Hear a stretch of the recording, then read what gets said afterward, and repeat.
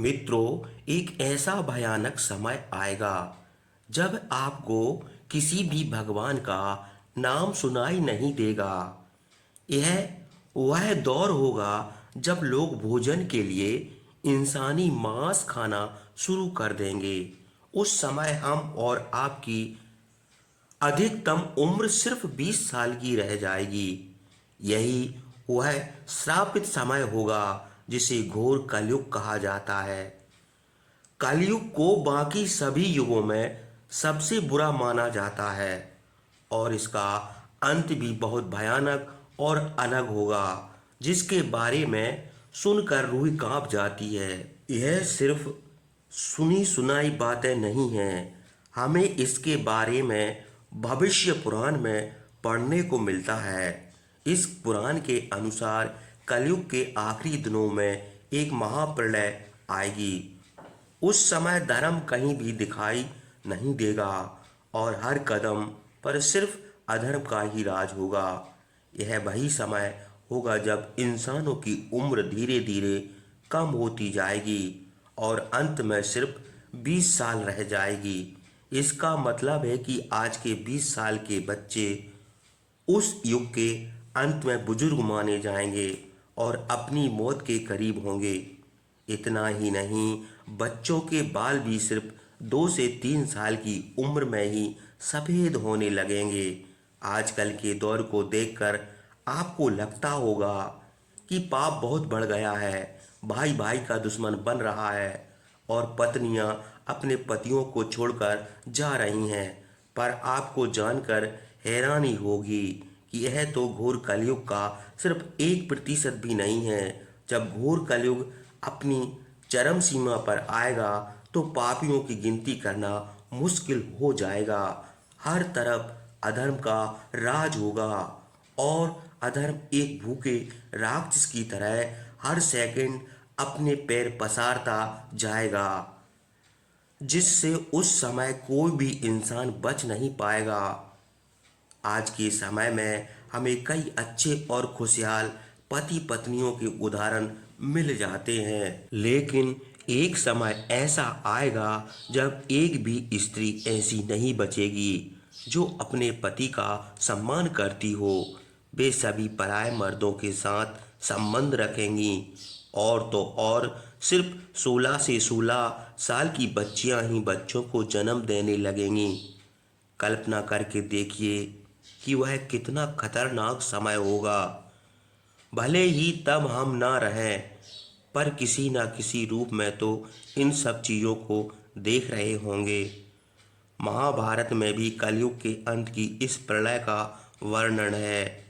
जैसे जैसे घोर कलयुग आता जाएगा, वैसे वैसे इंसान की धर्म, सच्चाई, पवित्रता, दया, क्षमा, आयु, ताकत और याद रखने की शक्ति में कमी आती जाएगी। प्रलय यही नहीं रुकेगी। महाभारत बताती है कि तब कभी बारिश नहीं होगी। सूर्य का तेज इतना बढ़ जाएगा कि सातों समुद्र और नदियां सूख जाएंगी। मौसम में ऐसे भयानक बदलाव होंगे कि कभी बहुत ठंड पड़ेगी, कभी पाला जमेगा, कभी आंधी चलेगी, कभी भीषण गर्मी पड़ेगी तो कभी बाढ़ आ जाएगी। गर्मी इतनी बढ़ जाएगी कि पाताल लोक तक सब कुछ जलकर भस्म हो जाएगा। लोग दूर के छोटे तालाबों को ही पवित्र तीर्थ मानेंगे और गंगा माता को तीर्थ की श्रेणी में नहीं रखेंगे। पुराणों के अनुसार कलयुग में चालाक और लालची व्यक्ति को ही विद्वान माना जाएगा। लोग ऐसे लोगों को ही धर्मात्मा कहेंगे और उन्हीं के रास्ते पर चलेंगे। शास्त्रों और वेदों का पालन कोई नहीं करेगा। सभी धर्म गुरु केवल अपने फायदे के लिए लोगों का इस्तेमाल करेंगे। विज्ञान की बातें तो करेंगे, लेकिन उनके कामकाज आचरण राक्षसों जैसे होंगे। कलयुग के अंतिम समय में जमीन से अनाज अन्न उगना बंद हो जाएगा। लोग पूजा पाठ और धार्मिक काम करना छोड़ देंगे और सभी मनुष्यों की तुलना पापियों से की जाएगी। इस भयानक युग में जिसके पास धन पैसा नहीं होगा, उसे अधर्मी अपवित्र और किसी काम का नहीं माना जाएगा। वहीं जिसके पास जितना ज़्यादा पैसा होगा वह उतना ही गुणी माना जाएगा। अच्छे कुल की पहचान सिर्फ धन से की जाएगी। लोग धन के लिए अपने रिश्तेदारों और दोस्तों का खून बहाने से भी नहीं हिचकेंगे। देखा जाए तो आजकल यह सब सच होता दिखाई दे रहा है। इसी घोर कलयुग में कलि पुरुष नाम के कलयुग के राक्षस का जन्म होगा। आपने सुना होगा कि जब जब धरती पर पाप बढ़ता है तब तब भगवान अवतार लेते हैं और धर्म की स्थापना करते हैं। कलयुग में भी ऐसा होगा। यह तब होगा जब सनातन धर्म पर बड़ा संकट आएगा। इंसान की सोच बहुत गिर चुकी होगी और संसार सनातन धर्म को खत्म करने में लगा होगा। यह वह समय होगा जब कलयुग खत्म होने की कगार पर होगा और धरती पर भगवान कल्कि का अवतार होगा, जो भगवान विष्णु के 10वें अवतार होंगे। दूसरी तरफ लोग राक्षस कलि पुरुष को ही अपना भगवान मानने लगेंगे और वह ऐसा कहेगा वैसा ही करेंगे। कल्कि अवतार के जन्म से पहले ही कलि पुरुष पूरी मानव जाति पर हावी हो चुका होगा। लोग उसकी मायावी शक्तियों की कैद में आ जाएंगे, जिससे उन्हें भगवान को पहचान पाना मुश्किल होगा। कलि पुरुष इंसानों के अंदर घुसकर उन्हें बुराई के रास्ते पर धकेलने की कोशिश करेगा। वह एक शक्तिशाली भौतिक रूप भी ले लेगा। उसकी शक्ति का स्रोत अधर्म है, यानी अधर्म ही उसकी शक्तियों को दुगना करता है। उसकी सेना में इंसान ही होंगे जिन्हें वह शक्तियाँ भी देगा। धीरे धीरे इंसानों की शक्ति देवताओं से भी ज़्यादा हो जाएगी। इस बार का युद्ध रामायण और महाभारत से बिल्कुल अलग होगा, क्योंकि इस बार पूरी मानव जाति भगवान के खिलाफ होगी। लेकिन हर बार की तरह भगवान इस बार भी कलयुग से अधर्म का नाश करके धर्म की स्थापना करेंगे और सतयुग की शुरुआत करेंगे। जब कलयुग में सभी पापियों का सर्वनाश हो जाएगा तब सतयुग आएगा। कलयुग के असर को पूरी तरह खत्म करने के लिए धरती पर लगातार 12 साल तक मूसलाधार बारिश होगी, जिससे पूरी धरती जलमग्न हो जाएगी। फिर एक साथ 12 सूर्य उदय होंगे और इस जल को सोख लेंगे। तब जाकर इस संसार में फिर से जीवन संभव हो पाएगा। एक खास बात यह है कि वेद व्यास जी ने सभी युगों में कलयुग को ही सबसे श्रेष्ठ युग बताया है।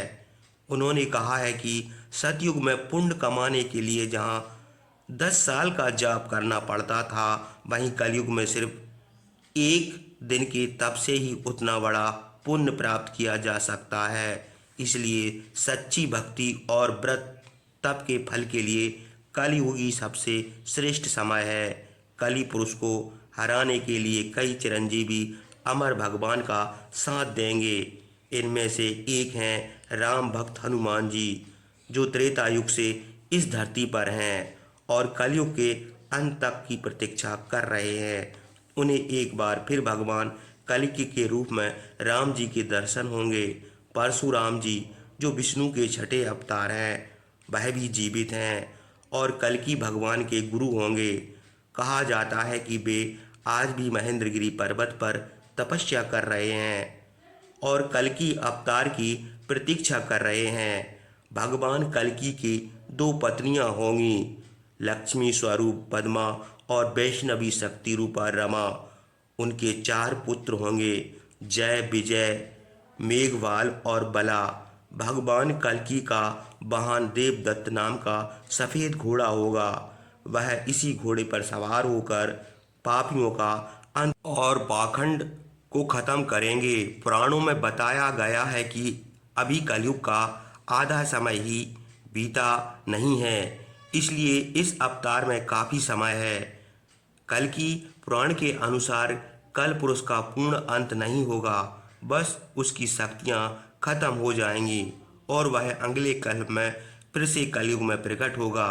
क्या आप जानते हैं कि कलयुग में कल्कि अवतार का साथ देने और पापियों का नाश करने के लिए गणेश जी भी जन्म लेंगे। भगवान विष्णु अकेले नहीं आएंगे, उनके साथ विघ्नहर्ता गणेश जी का भी अवतार होगा। कल की भगवान जहाँ देवदत्त घोड़े पर सवार होंगे, वहीं गणेश जी भी नीले रंग के घोड़े पर सवार होकर पापियों का विनाश करेंगे। गणेश पुराण में बताया गया है कि भगवान शिव ने पार्वती से कहा था कि कलयुग के अंत में गणेश जी 4 भुजाओं से युक्त होकर अवतार लेंगे।